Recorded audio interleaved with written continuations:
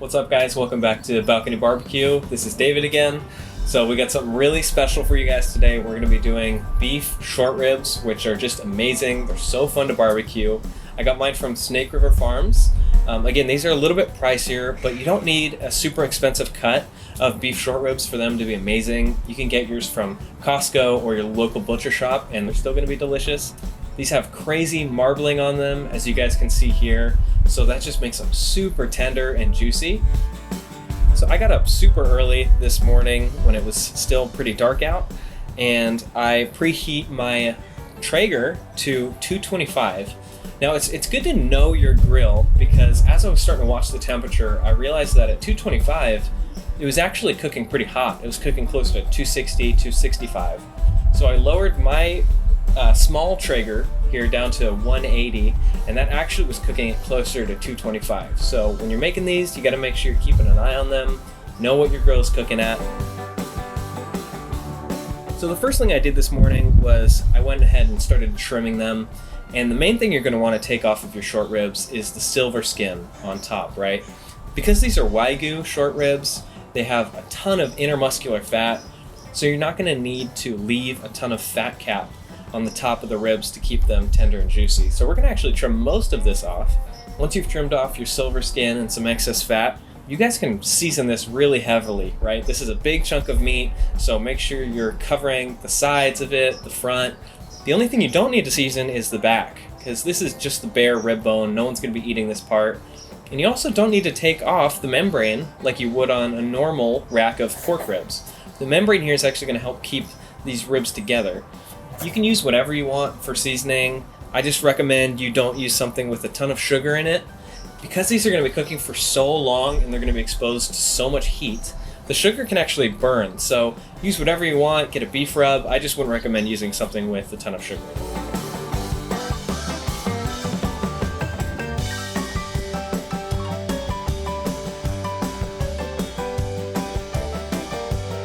So these have been cooking for about 3 hours now, and as you can see, they're getting really dark.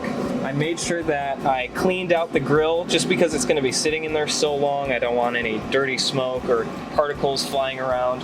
So I vacuumed it out, I put a new sheet of foil on, and it's been about 3 hours or so. So I'm actually going to rotate it just to make sure it's getting kind of evenly cooked in the different hotter parts of the grill.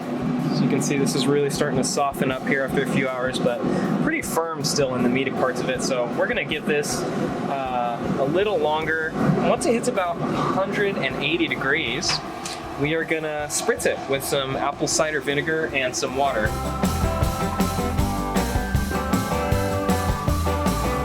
Alright, so once we've spritzed these once, we are going to let them keep cooking until they hit 190 degrees internal temperature, and then we're going to wrap them in butcher paper. Now, the reason we want to wait so long before wrapping is because we want to build up as much of that bark as possible, and so the longer and slower we can cook these by themselves, the better the bark is going to be.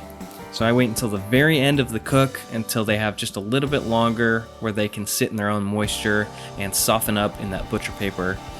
Now after wrapping, we're going to put these back on the grill, meat side down. Alright, you guys, so this has been on for about 8 hours now, nice and low, and it's right at about temperature. We're about 200, 201, and really what you're more so looking for is when your probe goes in like softened butter really, really easily, and that's what we got. So these things are ready to pull. We're gonna put them in the cooler here and try not to spill too much of the grease. So come check this out.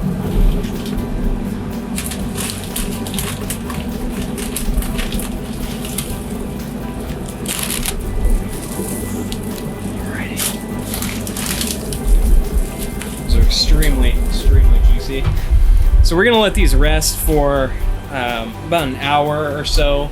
Let them just kind of relax in there. And it's really, really important to rest these, especially if you have some expensive Waygu short ribs like this. Let's let these rest, and then we'll go ahead and slice them.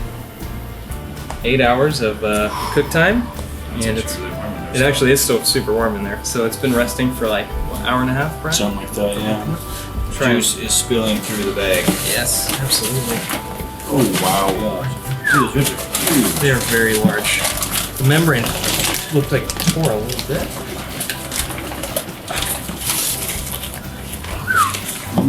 polenta. And send it.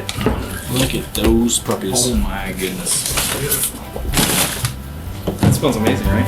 Wow. Dude, that thing looks money. Oh yeah, these are very tender. All right.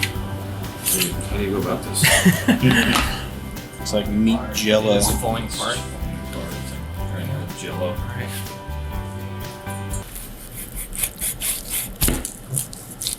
Back to the membrane. Wow. That's Oh my gosh, dude. Oh yeah. Yeah, no one has to eat that. That's amazing money. Yeah, that does look pretty good.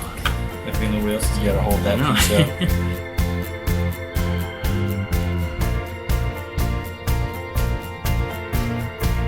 Okay, you guys, this part is so much fun. You get to have the whole family over. You all get to take pictures with these huge dinosaur bones.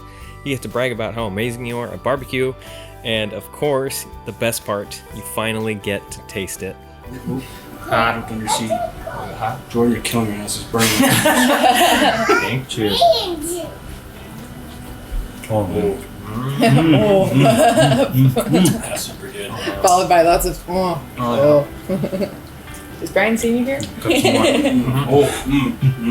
It's so hot. Like coats your mouth. In goodness. Delicious. I want to thank you guys so much for watching. These were insanely delicious. Even my picky niece, who never eats meat, was jumping around the house after trying them.